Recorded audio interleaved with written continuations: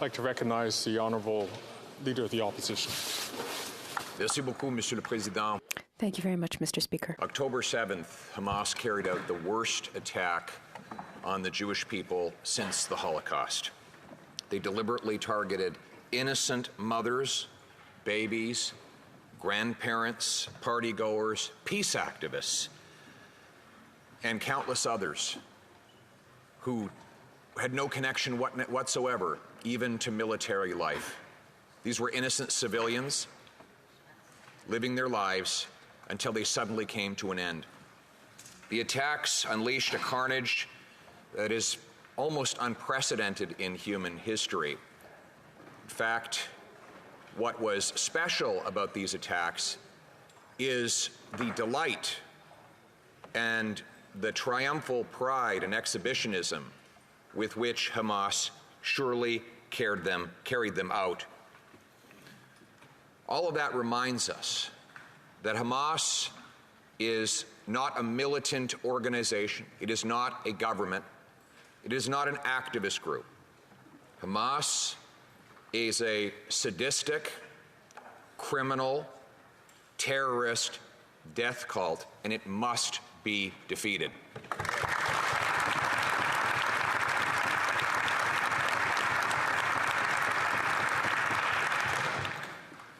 Indeed, Israel does have the right to defend itself in accordance with international law, and it has the right to respond, just as Canadians would respond if an attack of this type were carried out against our people or on our soil. There will be and there can be no negotiating with Hamas. Hamas can only be destroyed, just like President Obama destroyed and assassinated Osama bin Laden. There was no negotiating with bin Laden, and there can be no negotiating with Hamas. And this attack was also an attack on Canadians. If I could quote my deputy leader, in the carnage, 5 Canadians were murdered, and they're not just numbers. Alexander Luke from Montreal, Ben Mizrachiov of Vancouver, both murdered when Hamas opened fire on a music festival. Shir Gregory was also killed. Adi Vital Kaplun of Ottawa was murdered in her kibbutz, and Neda Epstein was murdered as he attempted to defend his girlfriend against a grenade.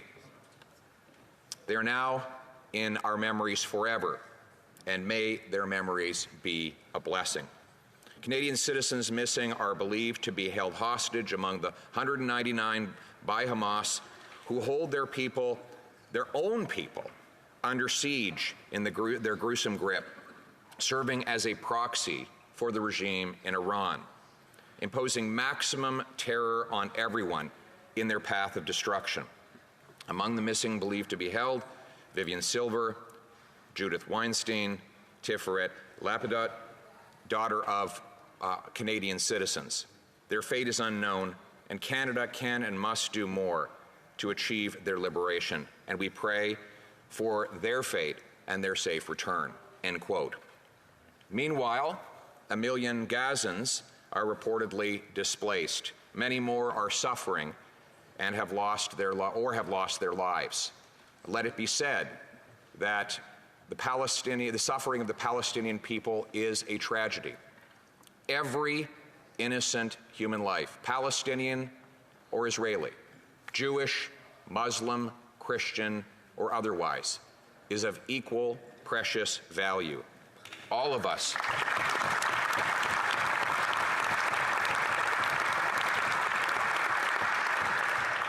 must do everything in our power to preserve this precious life and minimize the suffering of innocent civilians. Let us be clear, though, this is not incidental to Hamas's actions. It was the purpose of Hamas's actions. Hamas not only seeks the maximum suffering of the Israeli people, it seeks the maximum suffering of Palestinians as well.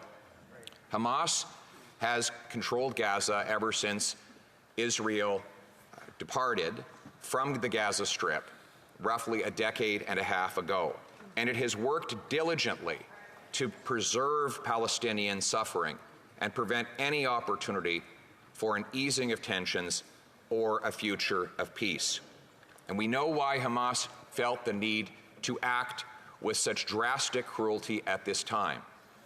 Hamas, of course, is guided by its terror sponsor, the dictatorship in Tehran, which had been growing in its concern for Israel's signature of the Abraham Accords with the UAE, with Bahrain, an agreement with Sudan, and even the possibility of normalization with Saudi Arabia. This kind of peace between Muslims and Jews, between Israelis and Arabs, would be a nightmare for both Hamas and for Iran, for the dictatorship in Iran, who seek to perpetuate the conflict and the divisions as a source of power.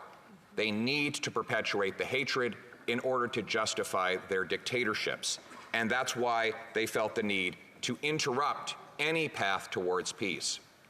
We all believe in a peaceful future that includes an independent Palestinian state, a two-state solution. And we believe that Israelis and Palestinians and other Arab countries need to discuss that peace. And we understand that stability and security for the Israeli people is necessary for that to happen. There are concrete actions that Canada can take towards these goals. And I will list some of them, though they are not exhaustive, and I expect that my members will be raising more of them later tonight in the Take Note debate. First, Canada must criminalize the IRGC, the terrorist arm of the Iranian government. There is no doubt that these attacks carried out on October 7th had a degree of sophistication and coordination to them that would not have been possible without aid from an outside government actor. And that actor, of course, was the dictatorship in Tehran. That same regime uses the IRGC as one of the most sophisticated and far-reaching terrorist groups in the world. It coordinates between Tehran, Hamas, and Hezbollah. It is unthinkable that the IRGC can operate legally in Canada. It can raise funds. It can prepare logistics. It can recruit new followers. Some of the people attached to the highest levels of the IRGC live in Canada today. Their very presence terrorizing peaceful Canadians of Iranian descent who desperately want to kick these terrorists out of our country. And they are right. The terrorists must be kicked out, and this organization must be a criminal entity in Canada.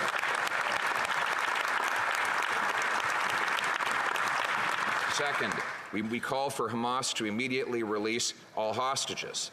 Third, we want a complete review of all aid programs to make sure that not one penny goes to terrorism. Fourth, we need to protect places of worship of all different backgrounds. We know that synagogues, potentially mosques, and other places of worship, we already know that these places have been targeted in the past in Canada. Prior to this recent incident, we know that Muslims have been the victims of hateful and murderous attacks by monsters here on our own soil. We know that synagogues are now facing attacks by anti-Semites. We know that churches have in the past been burnt down. All of this to say that we need to protect all of our places of worship. We need to de-bureaucratize and simplify the federal programs that provide security infrastructure at places of worship so that every single Canadian, regardless of their belief, can feel safe when they go to worship with their fellow congregants. As I said at the outset, and as I say again, the lives of innocent Palestinians and Israelis are of equal value. And to that end, we believe that it is urgently important to minimize the suffering and protect the lives of Palestinians who had no part in these attacks. And that includes by supporting safe zones for civilians in Gaza, by backing a humanitarian corridor for food, water, and medical supplies. It means that we should support the evacuation of foreign nationals through Egypt And it means that we must do a comprehensive review of all of the aid we are sending to Gaza to make sure that it actually reaches the Palestinian people and not the terrorist thugs in Hamas.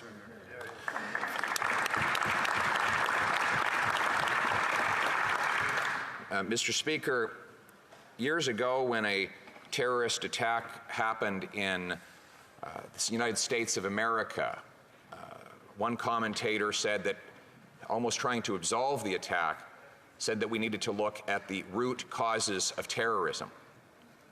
Well, the root cause of terrorism is the terrorist, which I said at the time to the great horror of my critics. Some of them said that the statement was too simplistic to be true. Others said that it was that the statement was so obvious that it needn't be said at all. But in reality, it is neither. It is both simple and true, and it is perfectly the summary of the liberal democratic worldview. Our view is that each individual is responsible for their own actions. The root cause of terrorism, therefore, is not Islam or Christianity or Judaism or any religion. It is the individuals who carry out the terrorism. And this is important because it means that when we see vile actions carried out by people purporting to act on behalf of a religion, we do not blame all of their supposed co-religionists. We do not blame Muslims for the actions of Hamas. We do not target our fellow Canadians because of something that has happened on the other side of the world. Here in Canada, we judge people on their own merits, their own deeds, and their own words. That is why the great Canadian Prime Minister Wilfrid Laurier said when he was asked what is our nationality, he did not list an ethnicity or a religion or any other superficial demarcation. Back then, we were already mixed up. We had obviously Indigenous people, Scots, Irish, and many people from all around the world in our country. And therefore, we could not define ourselves on any of those lines. So he said, Canada is free, and freedom is its nationality. And so it is today.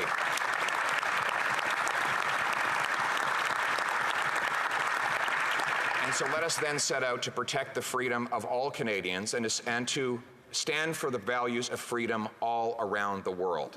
Let us support our Jewish and Muslim friends here in this country as they watch with horror and with sadness at what is happening to loved ones on the other side of the world. They too are Canadians. They are our people. We must stand with them now and always, because after all, we are Canadians. Thank you.